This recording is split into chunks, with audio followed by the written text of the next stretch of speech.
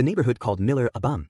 He sat on his porch every single night, from midnight until dawn, just staring at the street. He didn't have a job, he didn't go to church, and he never talked to anyone.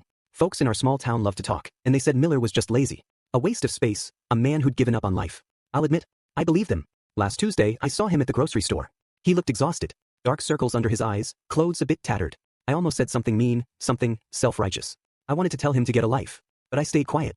That night, everything changed. At 3 in the morning, a massive oak tree at the end of the block snapped.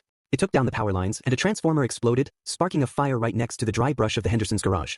The whole street was pitch black. We were all dead to the world, asleep in our beds. Except for Miller.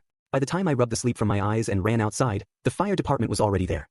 The hoses were out, the fire was dead, and the Hendersons were safe on the sidewalk. The fire chief told us later, if someone hadn't called the second that spark hit the grass, the entire block would have been a godforsaken furnace within 10 minutes. I looked over at Miller's porch. He wasn't gloating. He wasn't taking a bow. He was just sitting there, drinking a lukewarm coffee. I walked over, feeling like the smallest man on earth. I asked him, Miller, why do you do it? Why stay up every night? He didn't even look at me. He just whispered, 10 years ago, a house fire took my daughter because nobody was awake to hear the smoke alarm. I promised myself, as long as I'm breathing, no one else on the street is going out like that. We judged him for being unproductive. But while we were dreaming, Miller was the only thing standing between us and the ashes. Don't ever mistake silence for weakness. And never judge a man until you know what he's sacrificed to keep you safe.